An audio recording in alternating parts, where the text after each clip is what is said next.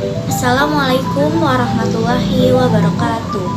Halo semuanya, kami dari kelompok 9 ingin menjelaskan mengenai perlawanan rakyat Jawa terhadap Belanda atau yang sering kita kenal dengan Perang Jawa atau Perang Diponegoro.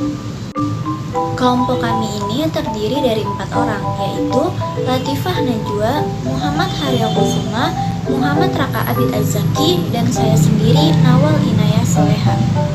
Apa sih Perang Diponegoro itu? Nah, jadi Perang Diponegoro atau Perang Jawa merupakan perang besar dan berlangsung selama 5 tahun dari tahun 1825 hingga tahun 1830 di Pulau Jawa. Perang ini merupakan salah satu pertempuran terbesar yang pernah dialami oleh Belanda selama masa pendudukannya di Nusantara. Perang ini melibatkan pasukan Belanda di bawah pimpinan Jenderal Hendrik Marcus de Kock yang berusaha meredam perlawanan rakyat Jawa di bawah pimpinan Pangeran Diponegoro. Kira-kira apa sih yang latar belakangi terjadinya Perang Jawa ini? Nah, jadi latar belakang yang pertama yaitu Belanda banyak mencampuri urusan keraton. Pengaruh Belanda semakin kuat ketika keraton sedang labil, karena pada masa itu keraton dipimpin oleh Sultan Hamengkubuwono IV yang masih kecil. Di sisi lain, ketika pengaruh Belanda semakin kuat, justru para pejabat keraton hidup mewah dan tidak memperdulikan penderitaan rakyat. Muak atas situasi tersebut, Raden Mas Ankawirya atau Pangeran Diponegoro pun memutuskan untuk meninggalkan keraton dan kemudian tinggal di kediaman neneknya di Tegarejo, Yogyakarta. Dari sinilah perlawanan Pangeran Diponegoro atas Belanda bermula. Latar belakang yang kedua yaitu Belanda telah membuat rakyat penderita. Pasalnya, para petani tidak dapat melangsungkan hidupnya karena mereka dijadikan sebagai objek pemerasan. Dan para petani pun menderita akibat penyalahgunaan penyewaan tanah. Beban mereka pun semakin berat karena mereka diwajibkan untuk membayar pajak. Misalnya, pajak jalan dikenakan bagi tiap-tiap orang yang melintas. Lebih jauh, kekecewaan Pangeran Diponegoro semakin memuncak ketika Belanda dengan sengaja memasang tonggak-tonggak untuk membuat rel kereta api melewati makam leluhur Pangeran Diponegoro. Hal itulah yang membuat kemarahan Pangeran Diponegoro memuncak dan menyatakan sikap perang. Pernyataan inilah yang kemudian memicu serangan Belanda ke Tegarejo pada 20 Juli 1825 sebagai awal dimulainya Perang Diponegoro atau Perang Jawa. Selanjutnya saya akan menjelaskan tentang kronologi Perang Jawa. Hal ini bermula pada tanggal 20 Juli 1825, di mana pasukan Belanda datang ke Tegarejo untuk menangkap Pangeran Diponegoro. Saat itu, Pangeran Diponegoro dan sebagian besar pengikutnya lolos, tapi kediaman Tegarejo habis dibakar. Pangeran Diponegoro bergerak hingga ke Gua Selarong, Bantul sebagai markas besarnya untuk menyusun strategi perang. Dalam perjuangan ini, Pangeran Diponegoro tidak sendiri. Beliau dibantu oleh Ali Basyah Prawirodirjo sebagai panglima muda dan Kiai Mojo muridnya. Hanya dalam waktu 3 minggu setelah direbut Tegarejo, pasukan Diponegoro sudah bisa melakukan penyerangan dan berhasil menduduki keraton Yogyakarta. Keberhasilan ini disusul dengan kemenangan di Rapadana. Pergerakan luas daerah Banyumas, Pekalongan, Semarang, Madiun, Kediri di sekitar. Berlanjut ke strategi perlawanan Perang Jawa. Selama perang, Pangeran Diponegoro menetapkan strategi perang gerilya, di mana ia melakukan pengelabuhan, serangan kilat, dan pengapungan tak terlihat.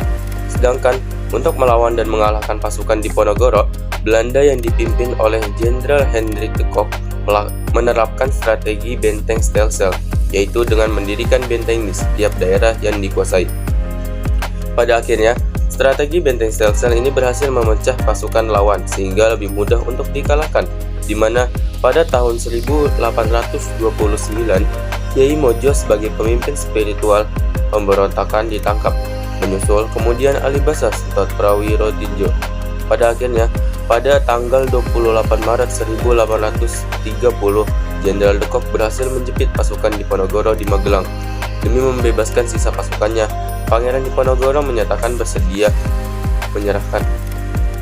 Pangeran Diponegoro pun ditangkap dan diasingkan ke Manado, lalu dipindahkan ke Makassar hingga wafatnya di Benteng Rotterdam pada 8 Januari 1855. Yang pertama ada Pangeran Diponegoro. Pangeran Diponegoro lahir pada tanggal 11 November 1785 di Yogyakarta dengan nama asli Raden Mas Ottowiryo, putra dari Sultan Hamengkubuwono III.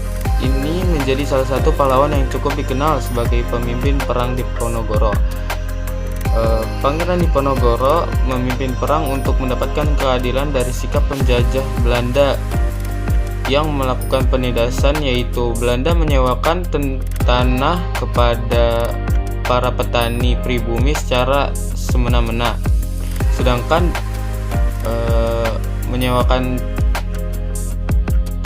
kepada pengusaha Belanda menyewakan tanah itu diberikan tanpa batasan agar bisa dijadikan lahan perkebunan. Pangeran Diponegoro meninggal pada 8 Januari 1855 di Makassar, Sulawesi Selatan. Beliau meninggal pada usia 69 tahun. Selanjutnya ada Kiai Modjo. Kiai Modjo adalah seorang ulama dan tokoh militer kepercayaan Pangeran Diponegoro. Kiai Modjo masih memiliki darah Keraton Yogyakarta dan berkerabat dengan Pangeran Diponegoro. Kiai Modjo berperan dalam mengatur strategi militer melawan Belanda ketika Perang Jawa. Selain itu, Kiai Modjo juga menjadi guru spiritual dari Pangeran Diponegoro. Selanjutnya yang ketiga ada Sentot Alibasa Prawidirjo, atau yang orang-orang mengenalnya sebagai Sentot Alibasa. Sentot Alibasa Abdullah Mustafa Prawidirjo adalah seorang panglima perang pada masa Perang Diponegoro. Ia adalah putra dari Ronggo Prawidirjo, ipar Sultan Hamengkubuwono IV. Ayahnya dianggap pahlawan karena melawan Belanda dan terbunuh oleh Belanda pada saat itu dipimpin oleh Dendles. Dengan kematian ayahnya, Sentot Prawidirjo merasa dendam kepada Belanda sehingga bergabung dengan Pangeran Diponegoro. Pada Agustus 1828, salah satu panglima Diponegoro bernama Gusti Basah gugur dan sebelum meninggal ia meminta sang pangeran untuk menunjuk Sentot Alibasa untuk sebagai penggantinya. Setelah diangkat menjadi senopati, Sentot berhasil memukul mundur tentara Solewinje di Projo Timur pada 5 September 1828. Beberapa minggu kemudian, Sentot juga berhasil memenangkan peperangan di Bagelen dan Banyumas. Strategi perang yang digunakan Sentot adalah pergerakan dengan menggempur sekeras-kerasnya dengan pasukan penuh. Sentot juga dikenal pandai dalam perang gerilya. Ada dampak terjadinya Jawa.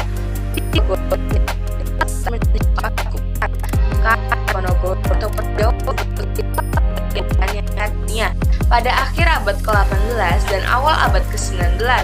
Akibat perang ini, penduduk Jawa yang tewas mencapai sekitar 200.000 jiwa, sementara tewas Belanda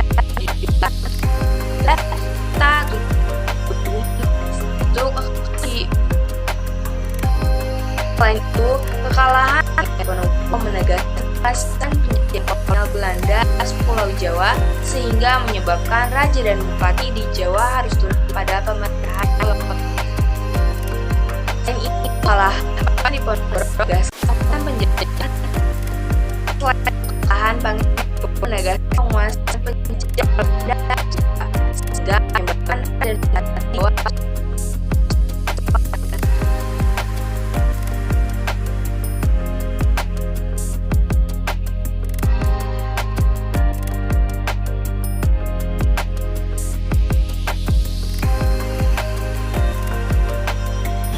Sekian penjelasan dari kami.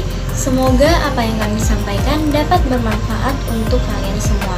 Wassalamualaikum warahmatullahi wabarakatuh. Dadah.